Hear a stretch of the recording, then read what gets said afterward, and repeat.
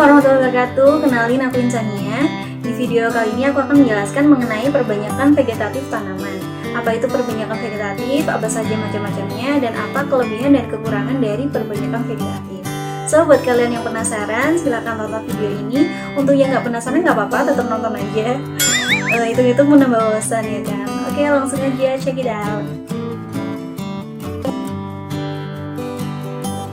Perbanyakan vegetatif adalah perbanyakan yang terjadi secara aseksual tanpa melalui proses pembuahan. Gampangannya itu, perbanyakan vegetatif itu tanpa melalui biji, jadi melalui bagian tumbuhan yang lain, bisa akar, batang, tunas, dan lain-lain.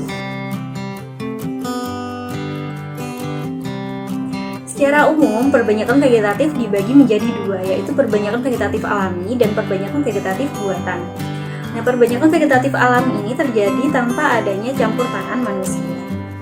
Nah, perbanyakan vegetatif alami ini dapat beberapa macam, antara lain tunas, tolon, umbi lapis, umbi batang, umbi akar, dan juga rimpang atau rhizom. Yang pertama, tunas. Tunas muncul pada pangkal batang yang terdapat di dalam tanah. Contoh tumbuhan yang berkembang biak dengan tunas adalah pisang, bambu, dan tebu. Selain itu, tunas juga terdapat pada daun yang dinamakan dengan tunas adventif. Contoh tumbuhannya yaitu cocor bebek.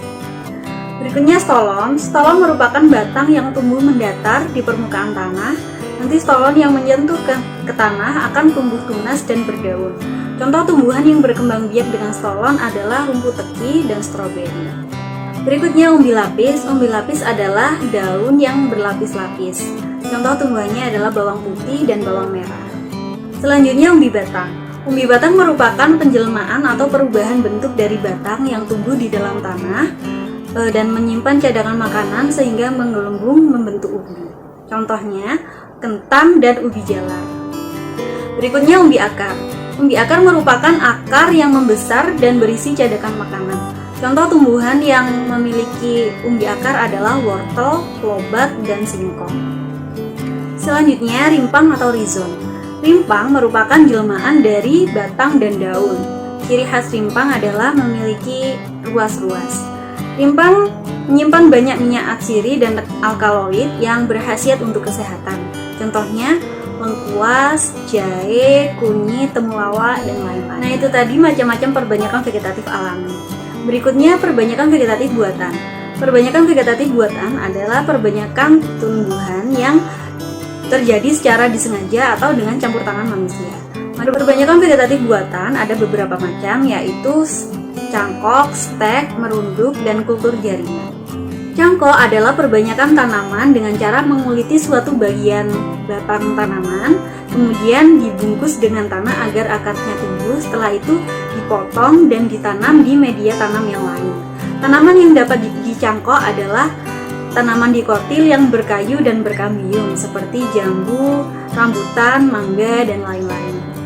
Jadi kita nggak bisa nyangkok padi ya guys, karena padi nggak berkambium. Selanjutnya stek.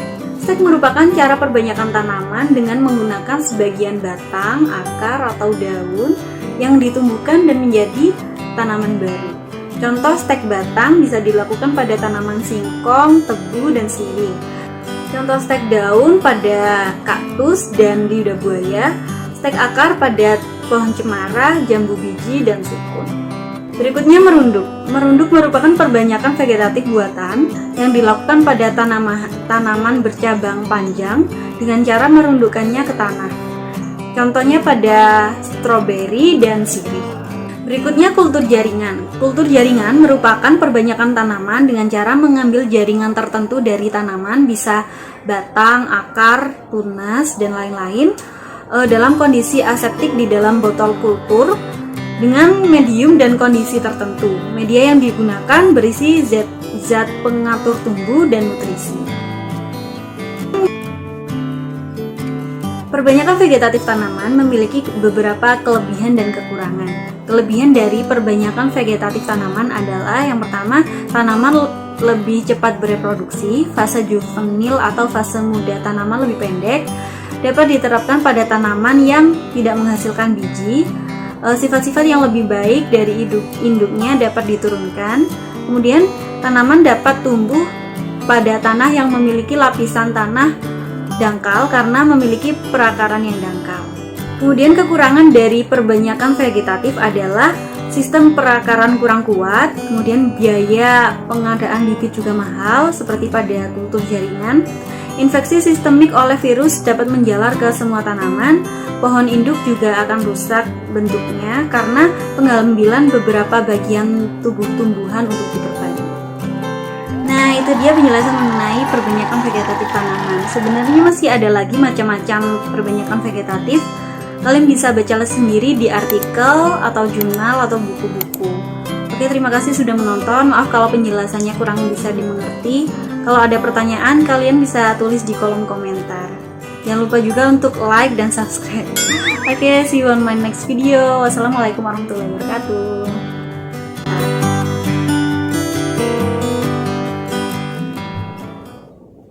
Capek.